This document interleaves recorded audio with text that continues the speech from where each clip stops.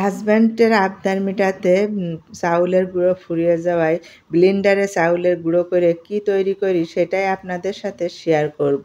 খুবই পছন্দের আমার হাজব্যান্ডের এই জিনিসটা। প্রিয় দর্শক, আসসালামু আলাইকুম। আশা করি যে যেখান থেকে আমার এই ভিডিওটি দেখছেন সবাই ভালো আছেন ও সুস্থ আছেন। সম্পূর্ণ ভিডিওটি দেখার অনুরোধ রইল। প্রথমে দেখতেই পেলেন চাউল নিয়েছে এখানে 2 কেজি। পর্যাপ্ত পরিমাণে পানি দিয়ে 2-3 বার খুব ভালো করে ধুয়ে আবারও পানি দিয়ে 1 ঘন্টার জন্য ভিজিয়ে রেখে ব্লেন্ডারে দেখতেই পারছেন চাউলের গুঁড়ো করে নিয়েছি। এবার চালায় খুব ভালো করে চেলে নিব। চাউলটা ভিজিয়ে আমি 1 ঘন্টা রেখেছিলাম, তারপরে ঝাঁঝরিতে চাউলটা ঝরিয়ে আমি এইভাবে গুঁড়োটা করে নিলাম। সব চাউলটাই এইভাবে গুঁড়াটা করে নিয়েছি, দেখতেই পারছেন। এবার যে কাজটি করব সেই কাজটি আপনাদের সাথে শেয়ার করি। আশা করি সম্পূর্ণ ভিডিওটি দেখলে আপনাদের ভালো লাগবে। আর ভালো লাগলে প্লিজ আমার চ্যানেলটি সাবস্ক্রাইব করে রাখবেন। 2 কেজি চাউলের থেকে এই সামান্য একটু সুজি বের হয়েছে, দেখতেই পারছেন। খুব সুন্দরভাবে চাউলের গুঁড়ো করা যায় ব্লেন্ডারে। এবার আমি একটি পাত্রে চাউলের গুঁড়া নিয়ে নিব। চাউলের গুঁড়া নিয়ে নিব, নেওয়ার পরে স্বাদ মতো লবণ দিয়ে দিব।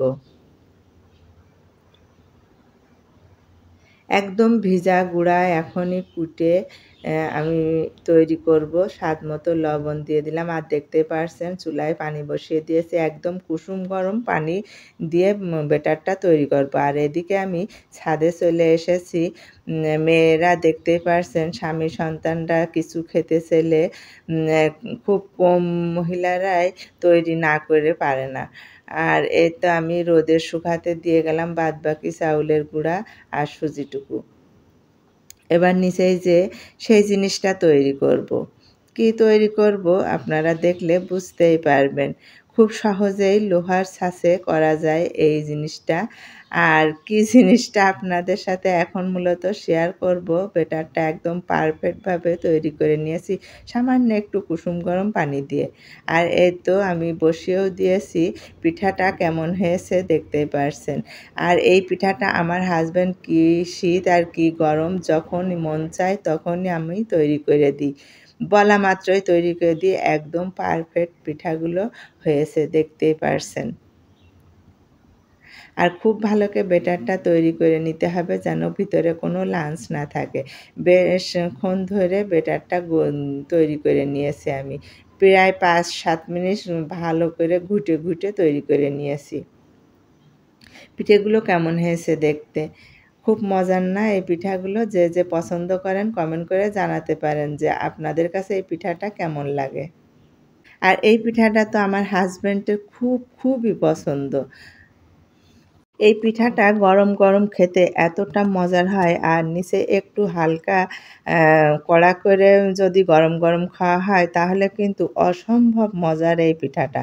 নারকেল দিয়ে বানাতে হয়, কিন্তু হঠাৎ করেই আমি নারকেল কোথায় পাবো? চাউল ভিজিয়ে গুঁড়ো করে নিয়েছি ঠিক আছে, কিন্তু নারকেল কোথায় পাবো? এই জন্য এমনিতেই তৈরি করে দিয়েছি। এগুলো গরম গরম খেতে কিন্তু অনেক মজার। কে এই চিতই পিঠা পছন্দ করেন তারা কিন্তু পারেন। আসলে সত্যি কিনা মিথ্যা, সত্যিই খুব মজার হয় এই পিঠাটা খেতে। আর যখন শীতকালে আমরা গুড় দিয়ে ভিজাই তখন তো আরও মজার হয়। আর চিতই পিঠা আমার চ্যানেলে দেওয়া আছে, চাইলে দেখে নিতে পারেন।